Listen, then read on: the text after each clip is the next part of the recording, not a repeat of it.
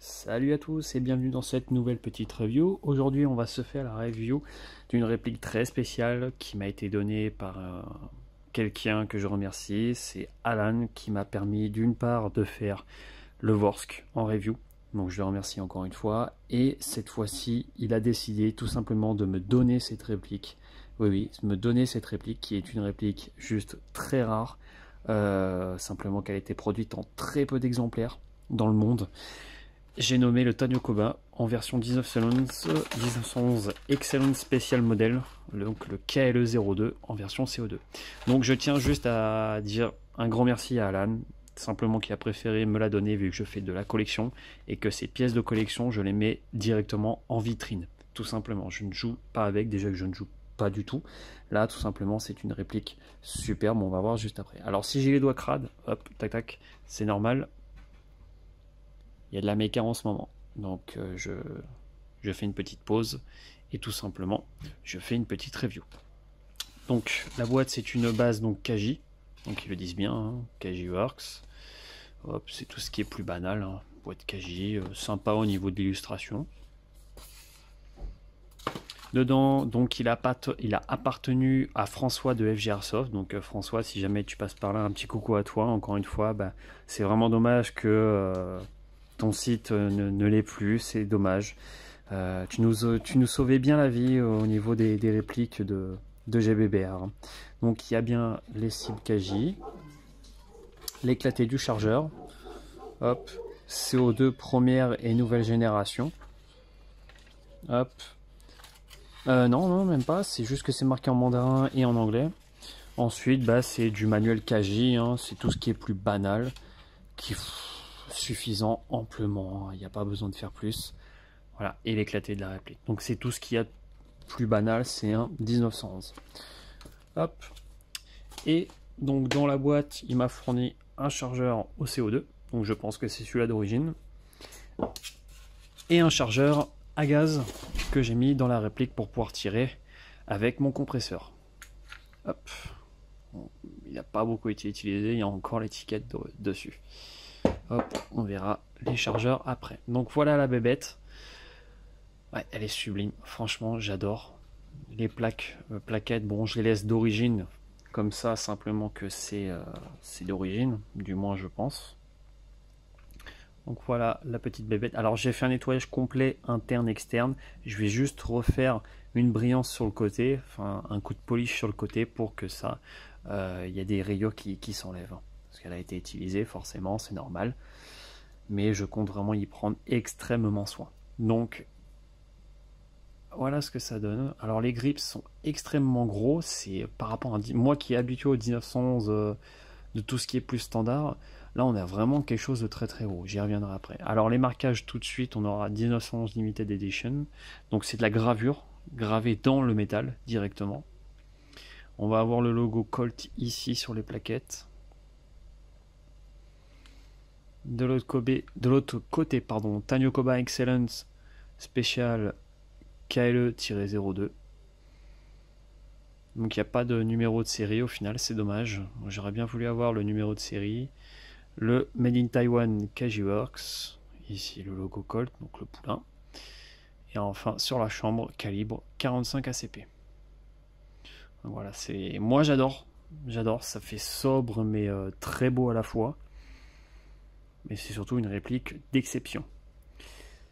Alors à l'avant on aura des stries de préhension, hop, droite comme à gauche, qui permettent soit de faire une sorte de CPS ici, dès qu'on a armé, hop, on vient voir s'il y a une bichambrée, mais on évite parce que ça peut rechambrer une deuxième à la suite.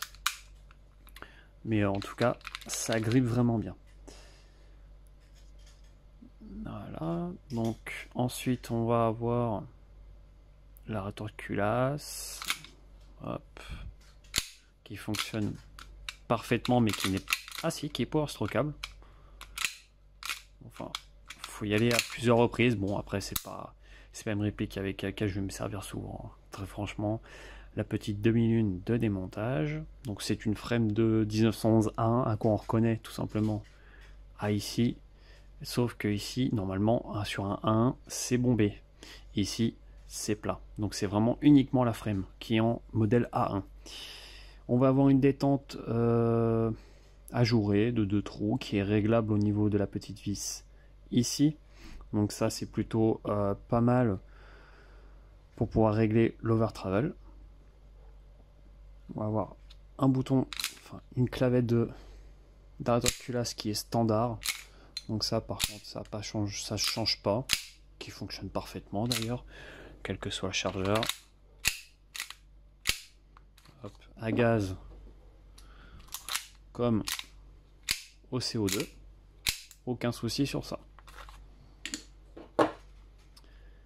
Donc voilà un petit peu. À l'arrière, on va avoir les grippes de préhension à droite comme à gauche également, qui sont vraiment super bien finies. On a vraiment un très beau travail. Bon, on y voit 2-3 rayures, mais on a vraiment un très beau travail de finition sur ce côté-là.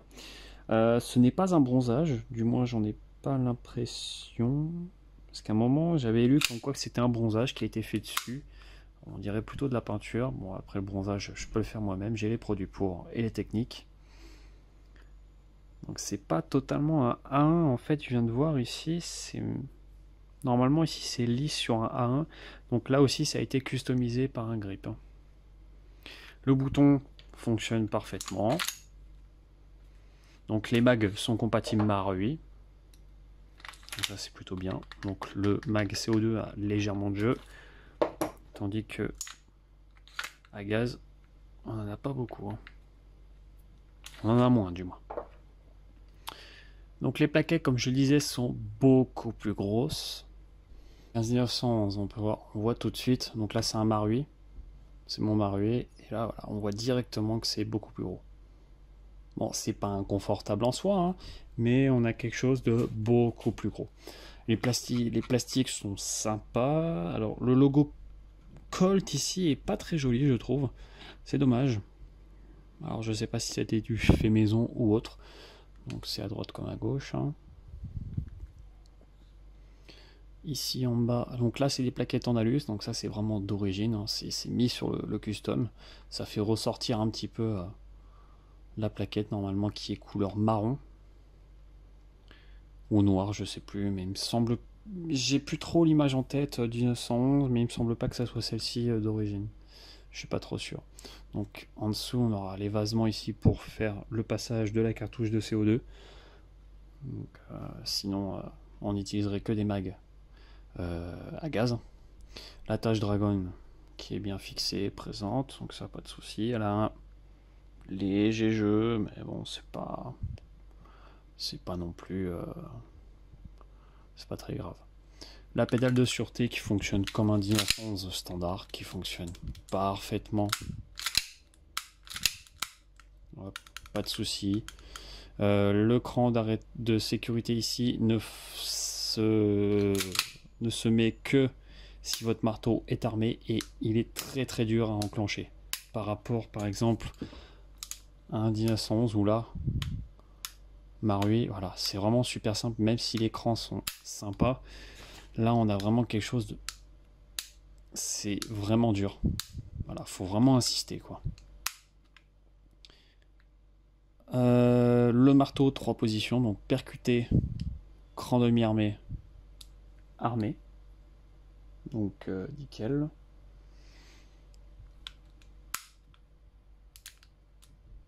Hop, avec des stries en haut, donc pour vraiment faciliter l'armement. Donc là par exemple sur un 1911, voilà, tout simple. À l'arrière, on aura tout simplement la repro de l'éjecteur, de l'extracteur et la vis du blowback housing. Voilà. C'est du 1911, tout ce qui est plus classique. Les organes dévisés. Voilà, 3 points blancs non réglables. À l'avant, monté avec une vis. Alors c'est réglable, non réglable en fait, en dérive je pense. Mais à l'arrière, c'est totalement fixe et ils n'ont aucun jeu. Ça c'est vraiment top. De l'autre côté, hop, rien de plus standard. Il est très beau, hein, moi j'aime vraiment beaucoup. Le canon, canon 1911 standard, non fileté. Donc très propre, un peu couleur chrome. euh, qui est droit cette fois-ci. Donc comme on peut le voir, on va voir le démontage après, hein, de toute façon. La tige guide du ressort par rapport à un standard. Hop. Et on n'a pas de tige guide qui ressort. Donc on reconnaît les nozzles Kaji pour le CO2 qui sont très fragiles, donc c'est pour ça que je ne tire qu'au HPA avec mon compresseur. Donc pour le démontage, c'est du 1911 classique. Avant toute chose, on va le peser et on va le mesurer. Hop. Le poids, on est à 738 grammes à vide.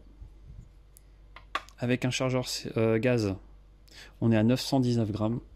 Et avec un chargeur sans CO2, 960 grammes, pile poil. Voilà, donc c'est pas très lourd. Ça reste correct, hein. Franchement, quand on sait que c'est 1,2 kg, 1,1911. Au niveau taille, on est légèrement plus grand, mais alors très léger, hein. C'est vraiment... Ah, même pas, on n'est pas plus grand. On est même plus petit qu'un 1911 ans. Très très léger, donc la taille, ça... C'est à peu près c'est kiff-kiff. Pour moi, ça reste kiff-kiff. Donc, pour le démontage, on arme, on met ça en arrière, hop. On va réussir, hop. On enlève la clavette. Et on vient enlever la culasse de la frame. Alors, la frame, c'est du standard à part le marteau, et c'est tout. Encore le marteau, je me demande si c'est pas un MEU, et encore, je suis pas sûr à 100%, mais c'est tout qui est plus classique d'un 1911. On reconnaît, ouais, ça me fait penser à du MEU. Hein. Ouais, ça me fait penser beaucoup à du MEU avec la détente, la sécu, le marteau, mais le custom est très sympa. La culasse, donc ici, le réglage au pop, qui fonctionne étonnamment très bien. Hop, le réglage se fait ici. J'ai vraiment les doigts crades. Et les ressorts sont plutôt costauds. Hein. Bon, après, il y a du CO2 aussi, mais ça fonctionne parfaitement. Donc c'est du compatible Marui à l'intérieur, 1911 Marui, j'ai regardé. Juste le nozzle qui va différer dans quelques recoins, mais ça reste compatible. Allez, passage au chronie. Donc je suis à 8 bars au compresseur. En 0,20 GG. Hop hop réglé. C'est parti.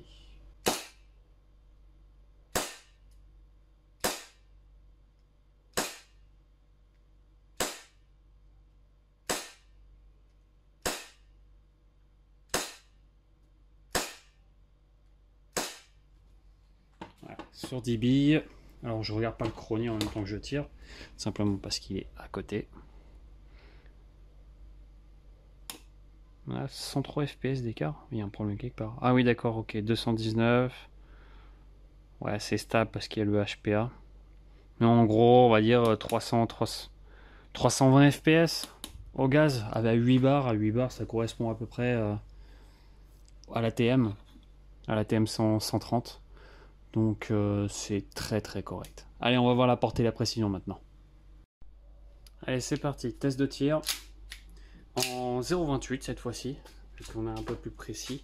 Toujours sur ma petite poêle, hein, comme d'habitude. Allez, on va voir ce que ça donne. J'ai des problèmes de percussion au percuteur. Il va falloir que je le règle. Putain, ça tire droit. Hein. C'est impressionnant. C'est point visé, point touché.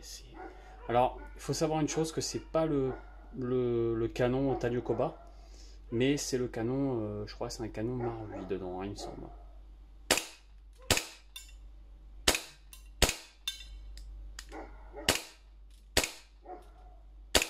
Alors, je vise un peu comme un manche à... voilà.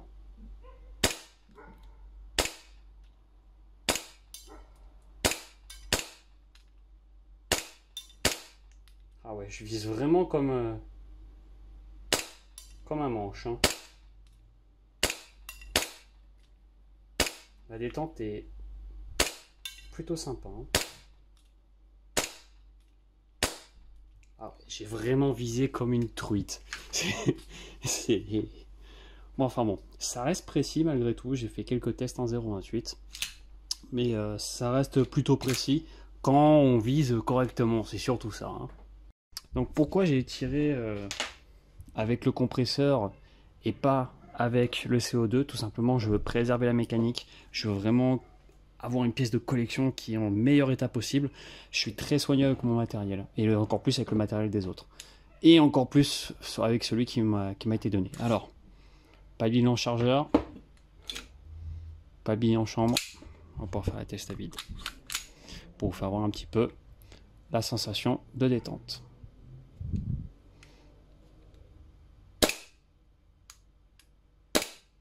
Donc on a un petit over travel, mais il va falloir que je le corrige.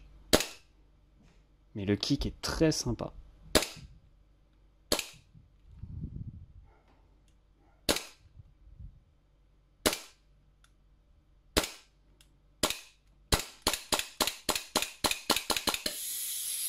Alors, parfois le looter barrel se bloque aussi, j'ai remarqué.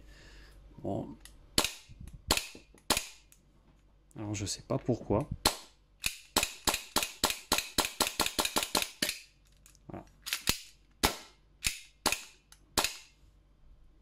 Je sais pas, c'est bizarre. Voilà, par exemple.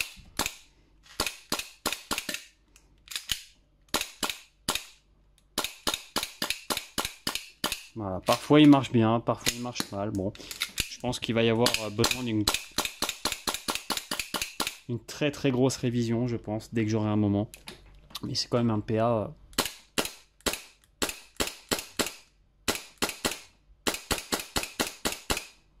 Voilà, donc quand ça marche, hein. Il y a pas à chier. C'est vraiment quelque chose de super sympa. Donc bah voilà, moi j'en ai fini un petit peu avec ce petit PA qui va finir maintenant en vitrine. Je vous remercie encore une fois d'avoir eu cette petite review. Je remercie encore très chaleureusement Alan qui m'a fait grâce de ce 1911. C'est une réplique pour moi qui est entre guillemets exceptionnelle. C'est une réplique qu'on ne trouve plus, donc pour moi c'est collector et ça se doit de se garder le plus longtemps possible et en meilleur état possible surtout. Voilà, moi j'en ai fini avec ces petites reviews comme je vous l'ai dit, et puis moi je vous dis à bientôt pour une nouvelle review. Ciao les gars!